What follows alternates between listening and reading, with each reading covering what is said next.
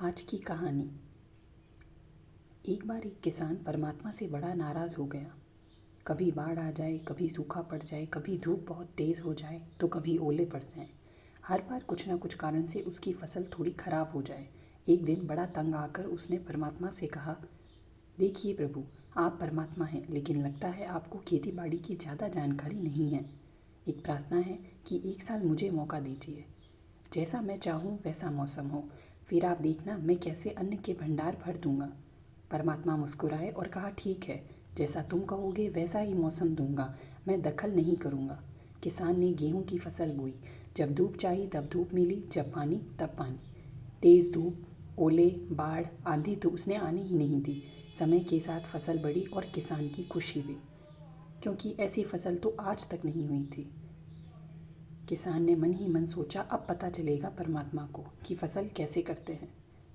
बेकार ही इतने बरस हम किसानों को परेशान करते रहे। फसल काटने का समय भी आया। किसान बड़े गर्व से फसल काटने गया, लेकिन जैसे ही फसल काटने लगा, एकदम से छाती पर हाथ रखकर बैठ गया। गेहूं की एक भी बाली के अंदर गेहूं नहीं था। सारी बालियां अंदर से खाली थी। बड़ा दुखी होकर उसने परमात्मा से कहा, प्रभु ये क्या हुआ?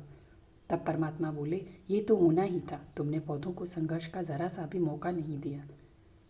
ना तेज धूप में उनको तपने दिया, ना आंधी ओलों से जूझने दिया। उनको किसी प्रकार की चुनौती का एहसास ज़रा भी नहीं होने दिया। इसीलिए सब पौधे खोखले रह गए। जब आंधी आती है, तेज़ बारिश होती है, ओले गिरते हैं, तब पौधा अपने बल से ही खड़ा रहता है। वो अपना अस्तित्व बचाने का संघर्ष करता है, और इस संघर्ष से जो बल पैदा होता है वो ही उसे शक्ति देता है, ऊर्जा देता है, उसकी जीवटता को उभारता है। सोने को भी कुंदन बनने के लिए आग में तपने, हथौड़ी से पिटने, गलने जैसी चुनौतियों से गुजरना पड़ता है, तभी उसकी स्वर्णिम आभा उभरती है, उसे अनमोल बनाती है। उसी तरह ज़िंदगी में भी अगर संघर्ष ना हो, चुनौती ना हो, तो आदमी खोखला ही रह जाता है। उसके अंदर कोई गुण नहीं आ पाता। ये चुनौतियाँ ही हैं जो आदमी रूपी तलवार को धार देती है, उसे सशक्त और प्रखर बनाती हैं। अगर प्रतिभाशाली बनना है तो चुनौतियाँ तो स्वीकार करनी ही पड़ेंगी, अन्यथा हम खोखले ही रह जाएंगे।